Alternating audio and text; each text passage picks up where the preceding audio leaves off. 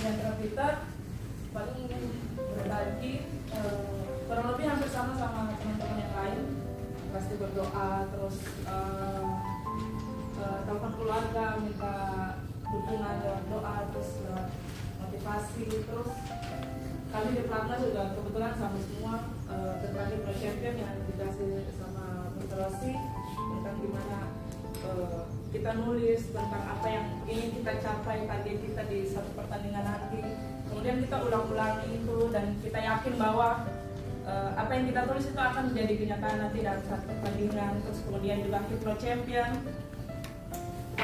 Paling ada berbagi cerita juga sebelum aku tahu apa itu mirror training lewat Bunda.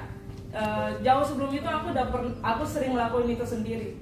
Karena dulu sebelum pas jadi atlet yang sering aku telepon untuk kasih motivasi adalah almarhum papa.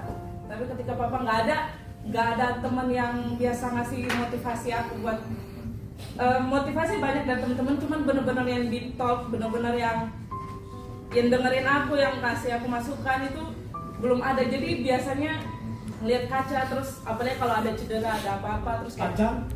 Iya. Kaca. Kaca bukan kaca, paca. Enggak. Tadi. Ya, aku lihat kaca, terus sering ngomong sama diri sendiri karena kira-kira apa nih yang kamu rasain? Aku tanya ke diriku, apa yang sakit? Maksudnya kaca itu cermin. Cermin. Saya kira paca.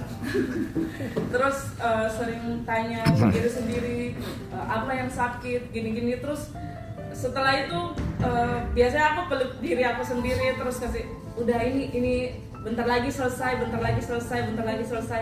Dan setelah itu benar-benar itu jadi penguat buat diri aku. Dan ketika share sama Bunda ternyata itu udah ada ilmunya. Pas aku kuliah juga sebenarnya basic yang psikologi olahraga benar-benar dikasih basic aja kayak self talk yang biasa yang kita belajar itu.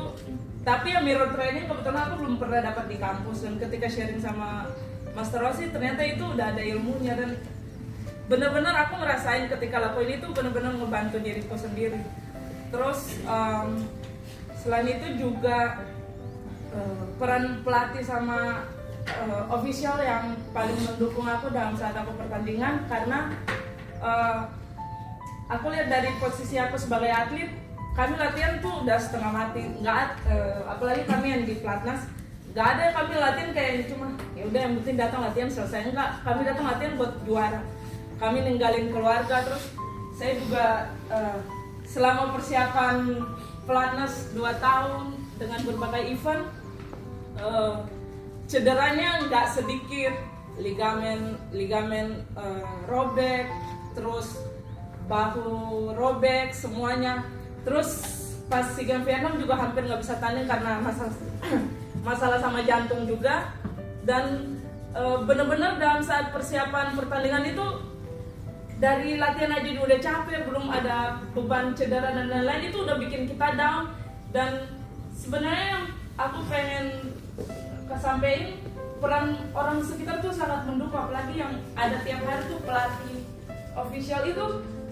Ada pelatih yang mungkin nggak terlalu dekat sama kita, karena aku tipe yang kalau aku sama pelatih tempat latihan serius, tapi di luar kami bisa berkawan, tapi tetap ada batasnya. Cuman ada beberapa pelatih yang nggak bisa klop, nggak bisa tahu aku dekat sama Susanti, kayak gini, kayak harus bener-bener dekat. Ada yang mungkin sama temen-temen yang lain kayak sebatas ngobrol aja atau iya say hello, tapi itu udah pendekatan secara emosional. Kadang pelatih yang cuma oke, selesai latihan kamu di sana, aku di sini gitu, kayak ada batasan, kita nggak bisa jadi klop.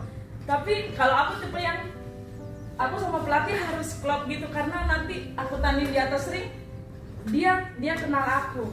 Terus aku bersyukurnya pas di Platnas punya pelatih dan official yang benar-benar kenal aku. Jadi walaupun aku sakit, aku tipe orang yang nggak bisa dimanjain kan. Kamu ligamennya robek, kamu kakinya gimana, aman nggak? Kamu ya udah nggak usah latihan aja, rest aja. Saya nggak bisa digituin. Udah kamu bisa, harus lebih dikerasin biar lebih jadi motivasi buat diri sendiri kan. Dan ketika sering ngobrol sama pelatih, sama bunda juga, bunda sering, tapi bunda yakin kamu bisa kok, nggak apa-apa, masalah ini, sakit ini nggak apa-apa, ini pasti berlalu. Dan benar-benar jadi motivasi buat aku untuk oke, aku udah berjuang, kayaknya aku pasti bisa, aku pasti bisa. Dan ketika bertanding juga yang paling penting juga sebenarnya kata-kata dari pelatih dan teman-teman tuh sangat berpengaruh. Pas aku mau tanding tuh aku ngerasa aku benar-benar percaya diri. Pas lagi persiapan tuh pelatih Coach Edward selalu ngomong, tenang, kamu ratunya di kelas ini, nggak ada yang bisa kalahin kamu. Kamu pasti bisa. Kamu menari aja di atas ring, tunjukin teknikmu ke orang-orang. Itu benar-benar tanpa sadar tuh benar-benar gila, aku ratu di kelas aku. Siapa sih yang mau ngalahin aku gitu? Jadi benar-benar kata-kata yang mungkin menurut kita sepele tapi berdampak besar buat atletnya. Dan itu aku ngerasa benar-benar pendekatan secara emosi sangat penting gitu. Itu sih yang aku ngerasain. Tepuk tangan lagi sekali lagi. Jadi orang Indonesia pertama yang 2 kali emas berturut-turut di SEA Games dengan kelas yang berbeda.